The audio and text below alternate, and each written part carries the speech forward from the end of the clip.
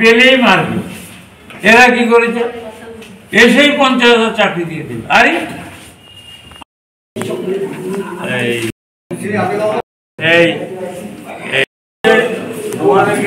BJP মিশ্রণ, এত তো আমি যত কোনো কর্মসূচিতে দেখা যাচ্ছে না, এটার বিষয়ে যদি একটু খুলে বলেন, কেন দেখা যাচ্ছে না ওনাকে? কাকে? বিরোধী সিনহা বাবুকে, আপনাদের দলের একজন। শোনেন, আমিও সভাপতি ছিলাম, বিরোধী বাবু সভাপতি। এখন সভাপতি সম্পর্কে কোনো বক্তব্য নিতে গেলে নেবে হাইকমান্ড। আপনারা এটা হাইকমান্ডকে জিজ্ঞেস করুন, কারণ আমি এখন প্রাক্তন সভাপতি, উনিও প্রাক্তন সভাপতি। উনি কেন জয়েন করছেন না আজকে আমাকে আপনি বলুন, আমি নিশ্চয়ই যদি দেখা কথা বলবো। এমনি কি দলে কোনো সমস্যা রয়েছে কি? শোনেন, কোন বাড়িতে সমস্যা নেই, কোন দলে সমস্যা নেই? সমস্যা সব দলেরই আছে, সমাধান করতে। প্রত্যেকটা মানুষ জন্মগ্রহণের পরের থেকে সমস্যা শুরু হয়, এবং মৃত্যুটা হইল চিরশান্তি। আমরা কি বলি, may God bless him, his soul in the piece.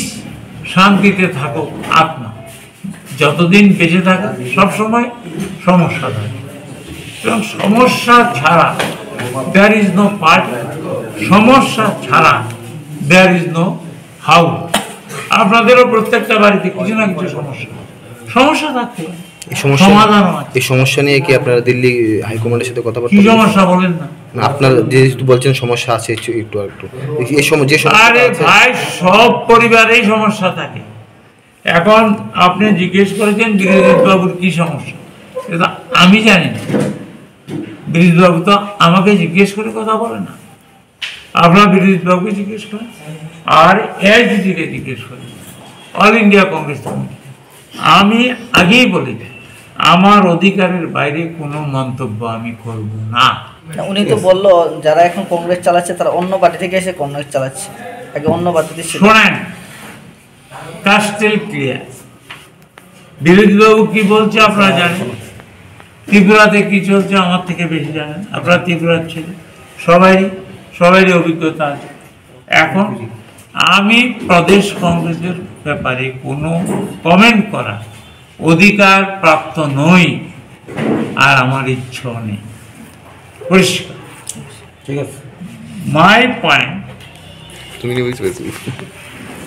Congress is the only party which is the alternative of the present government. এতদূর বলতে পারি আমি, এর বেশি। And democracy is in danger. Unemployed people are without food. The government employees, they are deprived of 30% দিয়ে। এটা কোনোদিন হয় 30% দিয়ে পাচ্ছে না। What is this?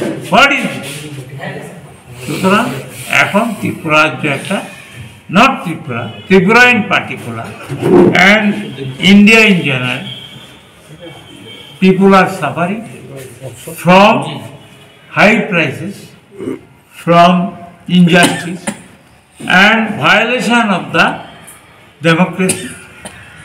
সংবিধান কিন্তু মানা হচ্ছে, and কোম্পানি তো গেল। এখন ডক্টর মানিক সে এসছে, ওনার ব্যাপারে এখন আমি কিছু বলবো না, কারণ উইদাউট ডকুমেন্ট আমি কিছু বলি না। ডকুমেন্ট পেলে আমি কিন্তু ছাড়বো না কাউ। তবে মানিকবাবুর সম্বন্ধে এখনও ডকুমেন্টারি কোনো প্রুফ পাইনি, তাইলে নিশ্চয়ই আমি ডেলি প্রেস করতাম, ডেলি প্রেস করি। আমি চাই, একটা কথা মনে রাখবেন, রাজনীতি ফর দ্য পিপল, বনমালীপুরের জনগণের জন্য। ত্রিপুরা মাতার আমার জন্মভূমি, এই জন্মভূমির জন্য এবং মাতার জন্য। মাতা হলো আবার বনমালীপুর, আর জন্মভূমি হলো ত্রিপুরা।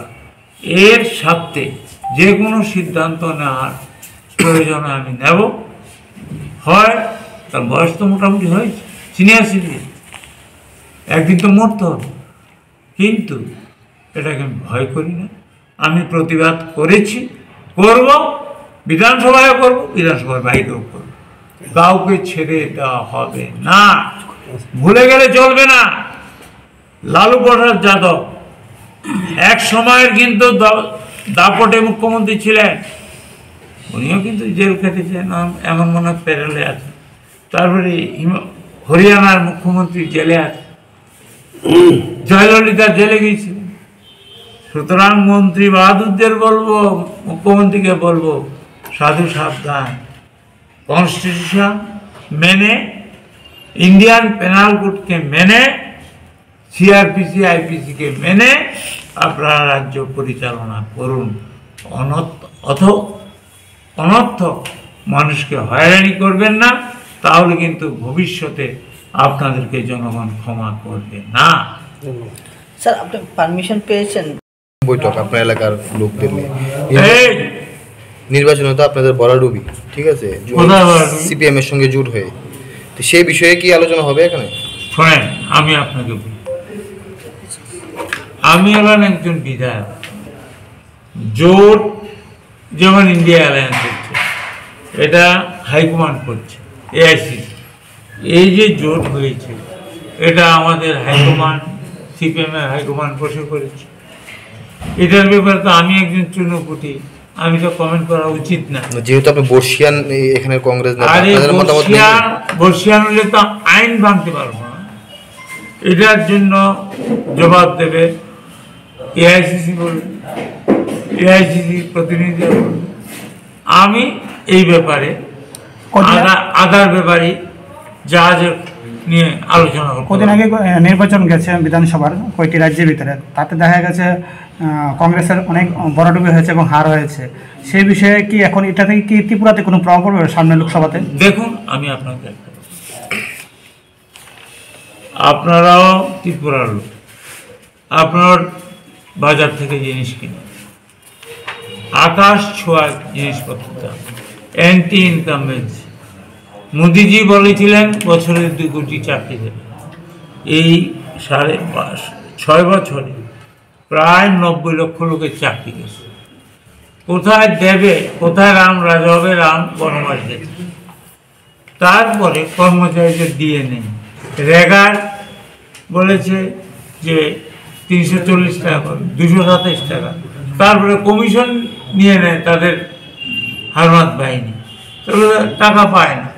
রেগার টাকা 1/4 এই বাজেটে, 1/4 গতবারের থেকে 4 ভাগের। সুতরাং in all respect, India Tripura in particular, and India in general, deprived of having their legitimate right. এখন গণতন্ত্র বিপন্ন, 136 এমপি, এই যে 75 বছর ভারত স্বাধীন হয়েছে, তারপরে কোনো পার্লামেন্টে 136 জনকে সাসপেন্ড করেছে, 36 জন, 136 জনকে এক্সপেল করেছে। আপনার কোনোদিন পেয়েছেন? আমি তো আমার 52 বছর রাজনীতিতে পাইনি। মেবি 36, মেবি 46, এটা কাউকে আরও ভাবতেও পারে। বিরোধীদের ওয়ার্ক আউট করার পর আপনি উইদাউট ডিসকাশন যদি কোনো আইন পাস করেন, it is detrimental to the interest of the democracy. গণতন্ত্রের প্রতি এটা বিশ্বাসঘাতকতা এবং এটা ষড়যন্ত্র এবং ক্ষতিকারক। গণতন্ত্র ভারতবর্ষে নেই। ব্যাপারটা হলো আলোচনা করে একটা বিল পাস করা হোক, তোমরা মেজরিটি আছো, পাস করতে পারো। কিন্তু এইভাবে 136 হোক 46 হোক এমপিকে এক্সপেল করে বিল পাস করানোটা, এটা কাপুরুষতার লক্ষণ। এবং আমি বলছি, নরেন্দ্র মোদীজি বিজেপি সরকার তো পায় না, বলে না, বলে মোদী সরকার। উনি ঘাবড়ে গেছে ইন্ডিয়া নাম শুনে। নাহলে এই আতঙ্ক ওনাকে গ্রাস করতে পারে না। আমি কিন্তু নিউট্রালি বলছি, This government is harmful for the nation. This government is harmful for the constitution. আজকে আমাদের সংবিধান বিপন্ন। Speak the truth. অনেক সাংবাদিককে এই যেমন 10 বছর 8 বছর জেলে পুরে রেখেছে উইদাউট এনি চার্জশিট। মহারাষ্ট্রের আছে, দিল্লির আছে। আপনারা যে সাংবাদিকতা করে আপনাদের কাছে খবর আছে। আমি বলব যে এই সরকার জনগণ পরিবর্তন চায়। আমরা যে আজকে হেঁটে এসেছি, আমরা মানুষের মুখ দেখেছি, সবাই কিন্তু খুশি। ওদের কথা হলো আরো আন্দোলন করো, উই আর উইথ ইউ, আমরা তোমাদের সঙ্গে আছি। সুতরাং আমার বক্তব্য হল government of the people, by the people, for the people. It is not maintaining in India. পাবলিকের জন্য সরকারটা না, সরকারের হিটলারিজমের জন্য হলো মানুষ। মানুষকে ওরা মানুষ বলে এই করে। এই যে আমি বনমালীপুরের জনগণের কাছে কৃতজ্ঞ, গণদেবতাদের কাছে। ওনারা এবার আমাকে অসুর শক্তিকে নিধন করে, বিজেপির প্রেসিডেন্টকে পরাজিত করে, বিজেপির প্রাক্তন মুখ্যমন্ত্রী যে ছিলেন ওনাকে পরাজিত করে আমাকে আশীর্বাদ করেছে এবং আমাকে বিজয়ী করেছে। তার জন্য আমরা বিধানসভার পরে আজকে আমরা বসছি। আমি এলাকার জনগণকে আমি কৃতজ্ঞতা জানাচ্ছি এবং অভিনন্দন জানাচ্ছি। দ্বিতীয় কথা হলো, অ্যাকর্ডিং টু কনস্টিটিউশন, সংবিধান অনুযায়ী কংগ্রেসে কোনো সময় স্পেশাল ড্রাইভ হয়, আর মেম্বারশিপটা কিন্তু কন্টিনিউয়াস প্রসেস, সবসময় চলতে থাকে। এটা ত্রিপুরা প্রদেশ কংগ্রেস একটা ইনিশিয়েটিভ নিয়েছে, সারা ত্রিপুরা রাজ্যে মেম্বারশিপ করবে। আমরাও যা আগে স্পেশাল ড্রাইভে করেছি, যেমন খালদি যখন প্রেসিডেন্ট হয়েছে আমরা স্পেশাল ড্রাইভে মেম্বারশিপ করেছি। এখন বাকিটা আমরা প্রদেশ কংগ্রেসের সিদ্ধান্ত মোতাবেক আমরা করব। এর দ্বিতীয় কথা। তৃতীয় হলো, এই বিজেপি সরকারের বিরুদ্ধে আমরা কংগ্রেস একটা হোয়াইট পেপার আমরা করেছি প্রদেশ কংগ্রেসের পক্ষ থেকে। 17টা